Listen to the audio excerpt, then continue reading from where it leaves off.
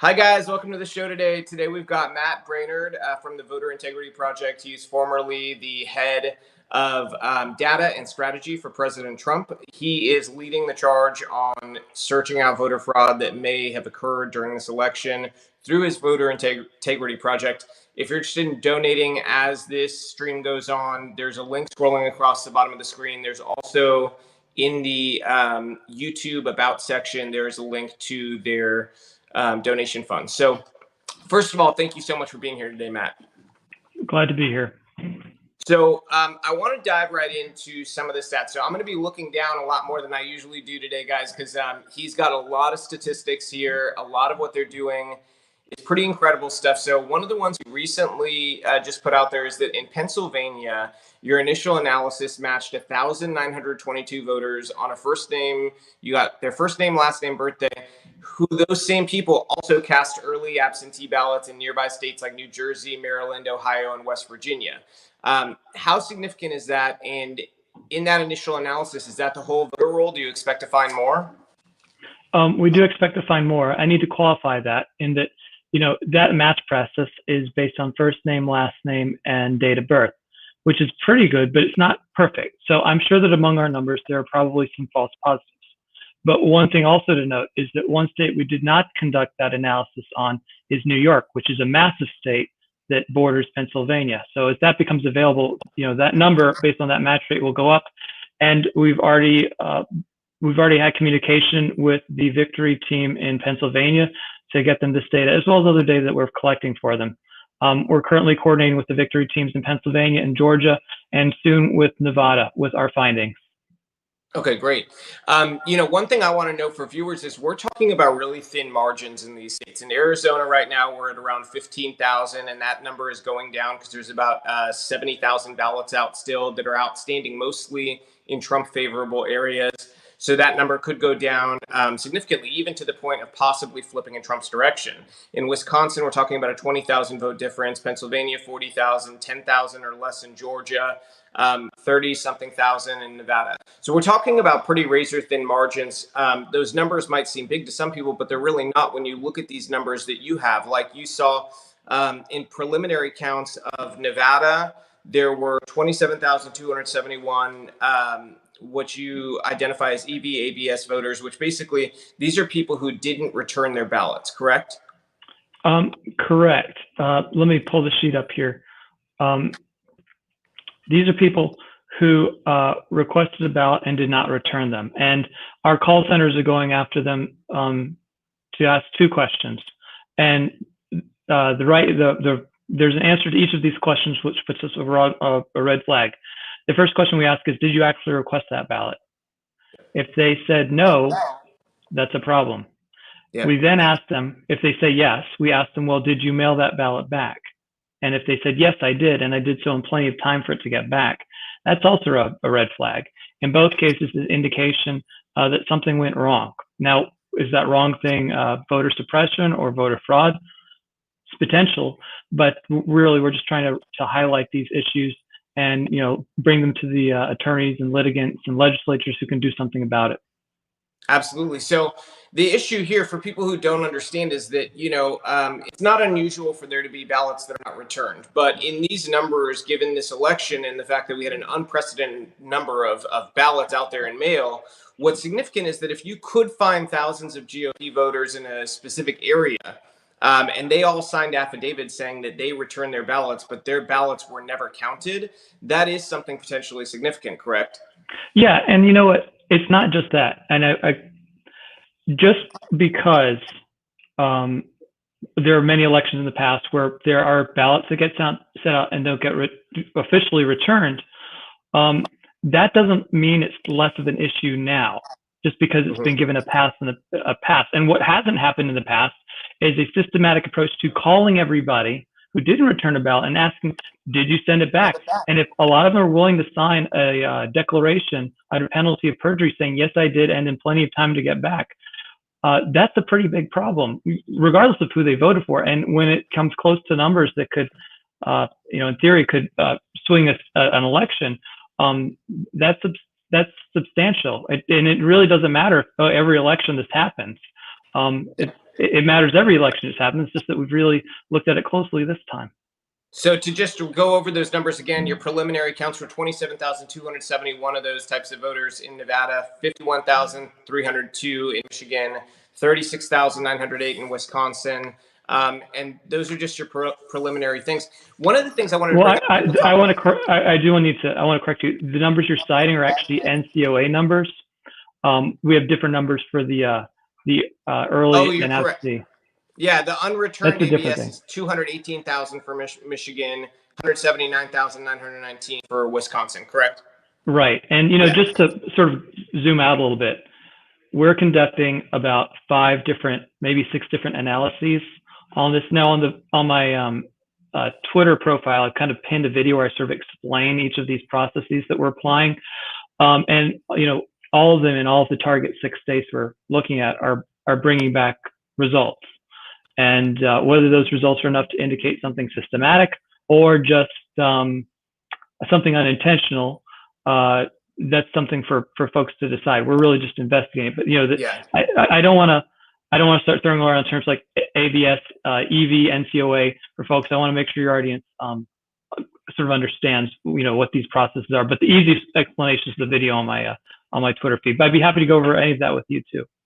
Yeah, definitely. The more we can explain it, I think in layman's term helps, because there's a lot of people out there who feel like, okay, I've seen all these videos and I've seen all of these, you know, things of dead people and everything, and they've heard anecdotal stories, and they kind of want to know what is the most, I would say, significant thing that you've found that is tangible, that, you know, lawyers can take into the higher courts and be able to make a real argument about whether or not there needs to be something done here. Well, we're currently in the discovery process, and the way I would compare this to is when you go to the doctor and get a blood test.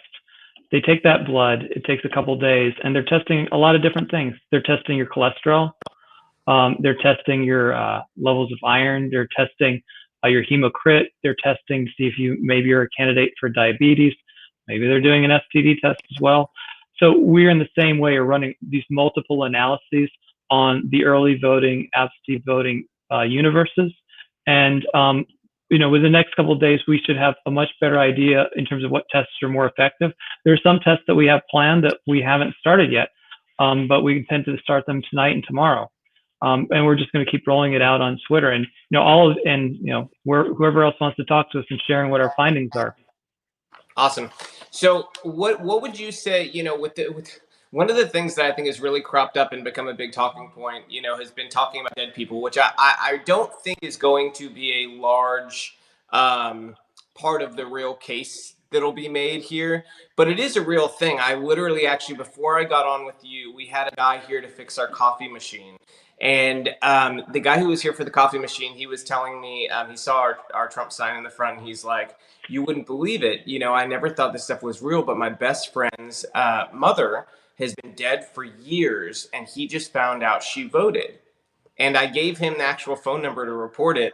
But this is a real thing that has happened. What state is that in? I'm sorry? What state does his grandmother live in? I have to check with my wife. I forget which state he said, but I gave him the phone number for the Trump team, the fraud. I'd also like to know about that, particularly if it's in one of the 6 target states. If it's in like a state that was overwhelming one way or another, but we'll text about it after. So this is something that is very real. You know, it's something that people are experiencing.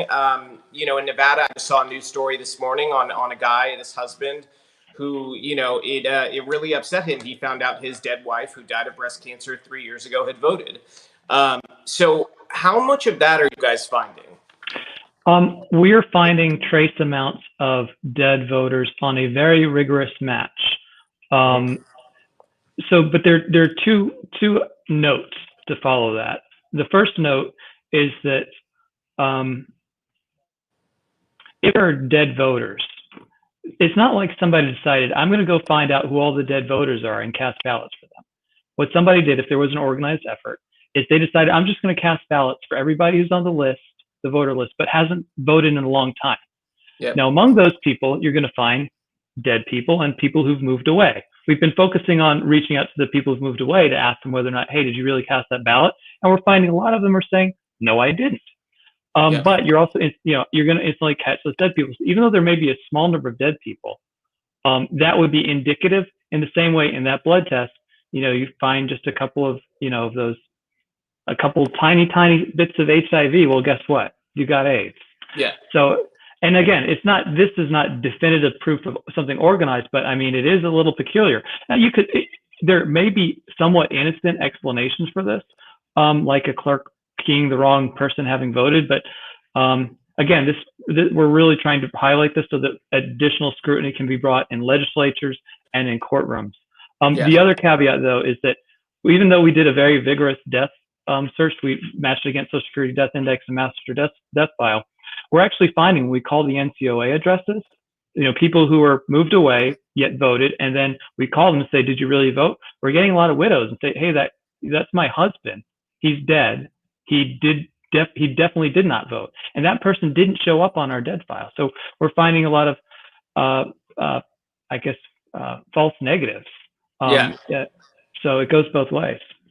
It's Yeah, 'cause one and of the things honestly, finding dead people on the list, it's pretty difficult, and it's far from a perfect science.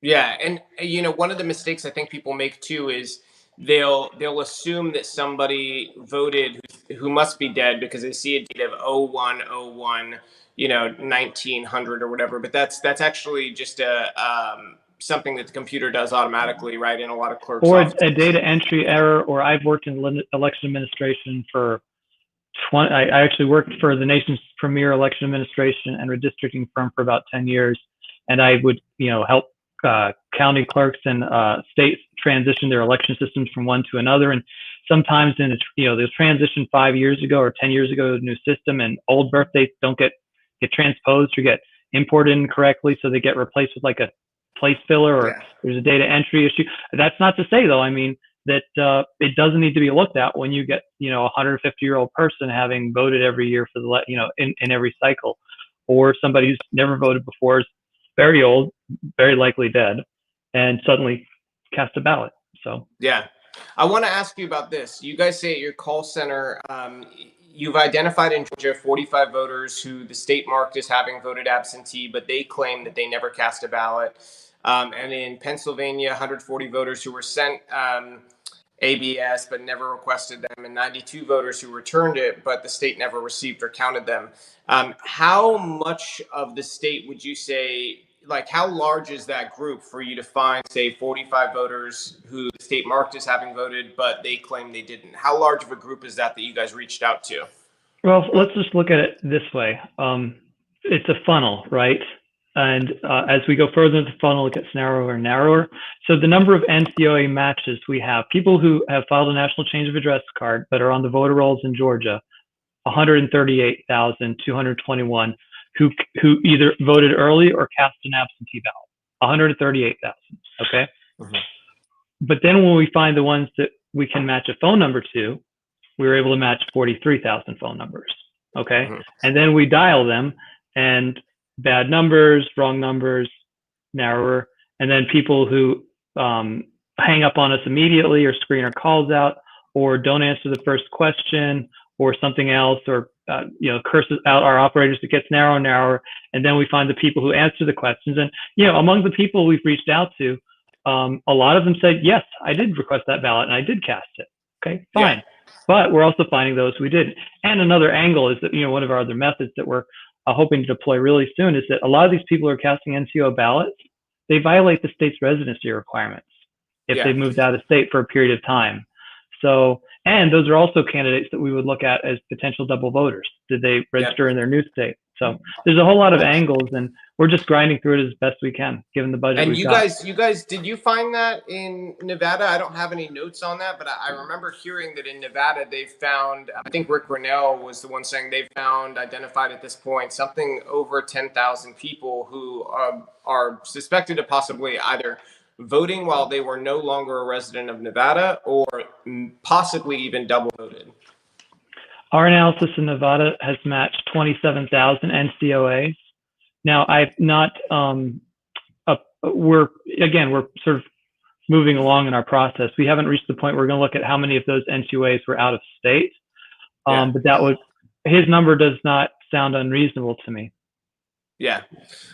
So what is the process? Do you know in the past the process of going after something like that? Do they throw those votes out, or what happens if you go to litigate this and you have a judge in front of you that agrees these people, were not living in the state, should not have voted? What happens? Is there what redress is there? Do they say, oh well, this already happened, so we can't go back, or what happens generally that you've seen?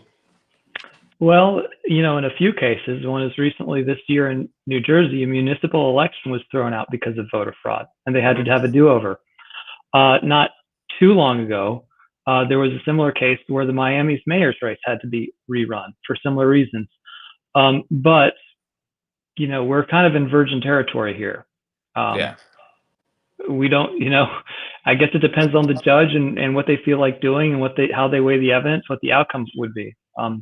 What the remedy would be, even if they conclude that yes, something happened here, was it enough to change the election? Maybe, maybe not. Um, that's something that's coming down the road. Yeah. And you say you guys are sharing this information with the Trump campaign and the people who are I fighting want to this. clarify. I do need to clarify. We have had dialogue with the victory teams, people around that in Pennsylvania and Georgia to share material with those separate entities. Okay, cool, cool.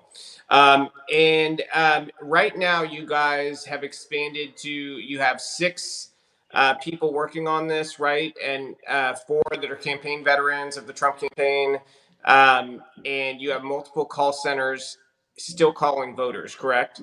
We have six people sitting in headquarters right now around me. Should maybe have a seventh today, I think. Um, we have three call centers up and running, dialing right now. And my inbox is full. My Twitter feed is full of people saying, "Hey, what can I do to help? I live in Iceland. Yeah, I know SQL." Or we really or I like to make phone calls. I'm a housewife with all day to spend making phone calls because it's important. The reality is that I'd love to be able to have a nice long process to onboard everybody and put their skills to use. But given the speed of how limited the timeline is, we're just going with folks that I know I can count on, know I can deliver. These are call centers that have all actually worked for the Trump campaign.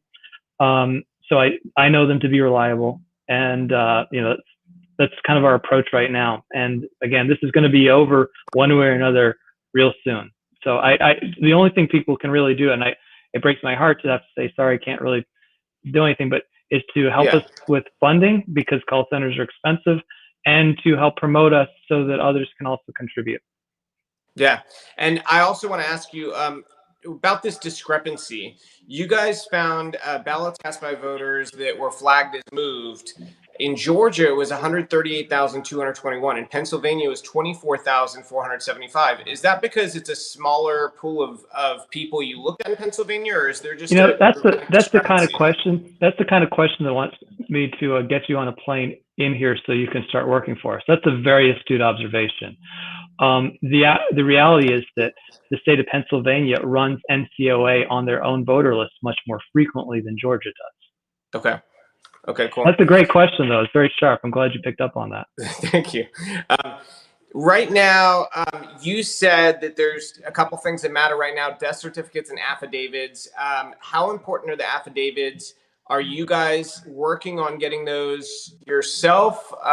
What's that process look like for you guys? Right now, we're waiting on attorneys who are volunteers to send over the draft templates.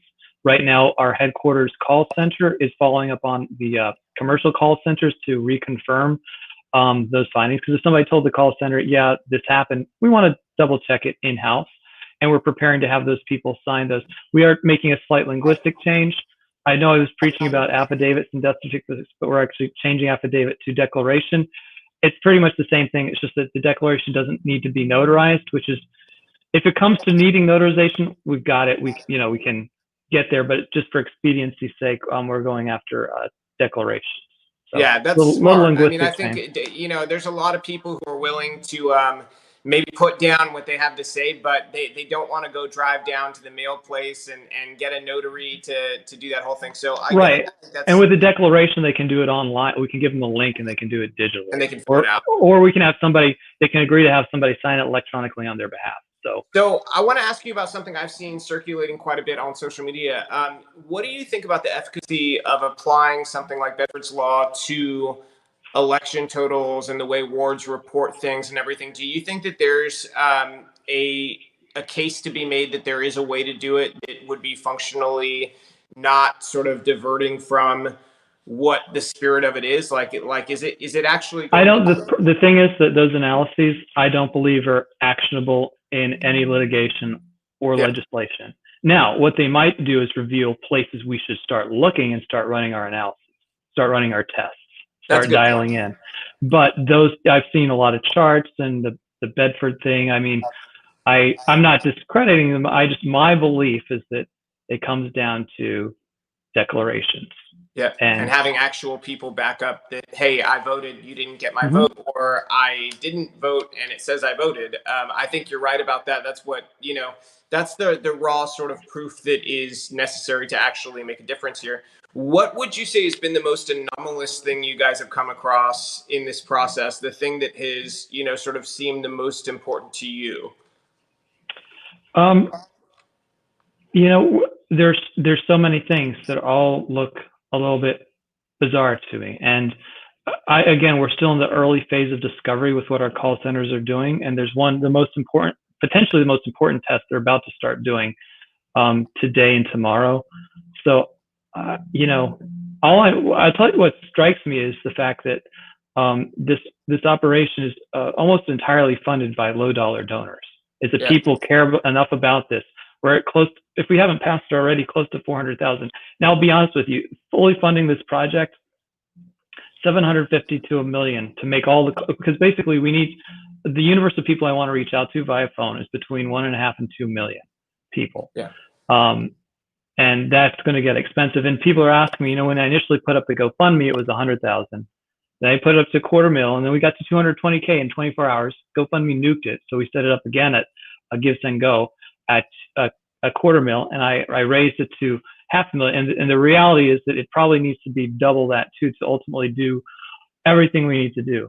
But that's the reason for it. And it's these small dollar donors of people who care about their country. And I don't think it's necessarily hatred of Biden winning. I think it's more a desire to see rule of law and some integrity and integrity with this election. And nothing would make me happier to come out of this than to say, hey guys, I spent $1 million looking into this from every angle, and here's my call records, here's all the details, and I didn't find anything. So we need to think about other reasons why we lose elections. Yeah. But I've said this before, is the idea of an illegitimate election is about as bad as an actual illegitimate election because of how toxic it is to the democracy. Yep, I totally agree with you. And I think this is something the media has missed about Trump voters and the people who want, just Republicans in general who want to know we can trust our system. It's not that we want to overturn the election, it's that we want to know we can trust the outcome. And when you see a bunch of anomalies, you see a bunch of anecdotal cases where really strange stuff goes on, especially in this age of social media, where one event in Pennsylvania gets spread across the whole country. It is necessary to look under every stone, leave nothing unturned to make sure that every American can trust the outcome of an election. Right. If we can prove that Biden won fair and square, and he just turned out more voters than Trump did, as crazy as that is to me, I'm willing to accept it and then go back to the drawing board and say, hey, how do we win in 4 years? Right. But Right. it's that if I think it's interesting. I would think if I were Biden, I would be the first one voicing support for an audit or a hand count because I would want to not have that cloud over my presidency. I would want everyone to know that I was a legitimate president.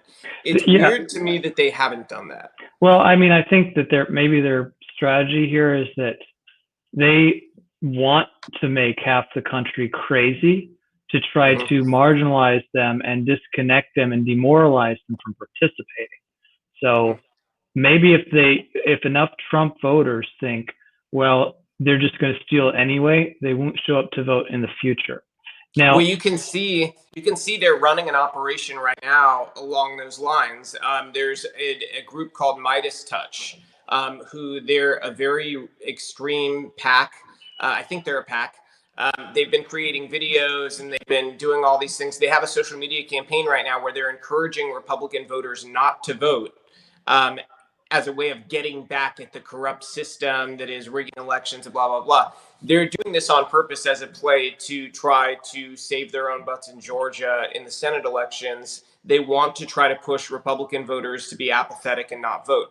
I think what they're not realizing, though, is they're making a whole lot more Republican voters angry to the degree that they will do anything to ensure people turn out in such massive numbers that they don't lose. And I think on the flip side, one thing that winning does, and we saw it in 2018, we saw it in the midterms for Obama. You see it all the time. Is after a presidential candidate wins, their party tends to get complacent in the midterm, and I think that they need to be very careful with that strategy. Not that I want to give them any help, but it's in my mind a bad strategy. Um, so, I guess I'm thankful you're doing this because we need to know if this is on the up and up or not. And there's just been so many questions. I hope you can come back on as you get further in this process and tell us, what you found or where you're leading in that direction. One last thing I wanted to ask you about, though, is wait, before we stop, though, I do want to. Somebody made a comment. I'm actually looking at the comments, yeah, and somebody said that this is a great way to waste $1 million. But I would ask, going back to what we were saying, is it really a waste if we establish that, hey, I mean, we didn't find enough to determine with these methods, at least, that it was a dirty election? Is that really a waste of $1 million to focus the party's attention instead on things like voter registration and community organizing? That sounds like a pretty good use of $1 million to me. You're exactly right. In fact, I don't think there's a better use of $1 million in politics right now than answering one of two questions. Either there was fraud here and we need to go down that route, or we can help instill trust in the election process. Either way, you're getting an outcome that is necessary, and that is more healthy for America than the alternative of doing nothing and having people just assume, yeah, there was not only fraud, but nobody looked into it. So I think you're right in that regard. One of the things I wanted to ask about, because I've seen so many people ask about it, is the machines and the glitches and everything like that. Have you guys looked into that at all? Or are you just that's a little bit outside. That's a little outside of my scope of expertise. I'm only doing things that I'm an expert on. Okay. So that is, I mean, I have knowledge of it, but that just seems like a really difficult task. There are probably some people, like if you work for one of those vendors who built those machines or something like that, yeah, probably more your area. But for me to comment on it, it could only be speculation. Whereas when I'm putting numbers out, what's great about the numbers I'm putting out is that these are independently very verifiable. I'm not asking you to trust me, bro. I'm saying, look, this is the name, this is the match process, this is what we found. This is an affidavit. This is a declaration. So it's the evidence is self-evident.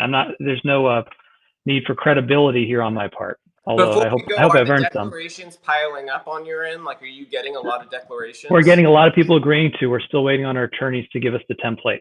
But, okay, great. But we're double checking. Hey, are you sure you want to sign it? And we actually are also asking people if they want to talk to the media. So we'll be queuing that up as well. That's fantastic. Okay, so I'll double back with you after this too and get you the info for the guy we had here, so you can get in contact with him too. So we'll see what state that's in.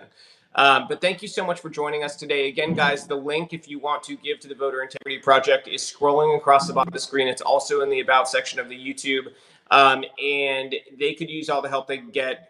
They are kicking butt right now, trying to make sure that our vote, our election does have integrity. So thank you so much for what you're doing. I really appreciate it, Matt, and hope to have you back soon. Thank you very much. Bye, guys.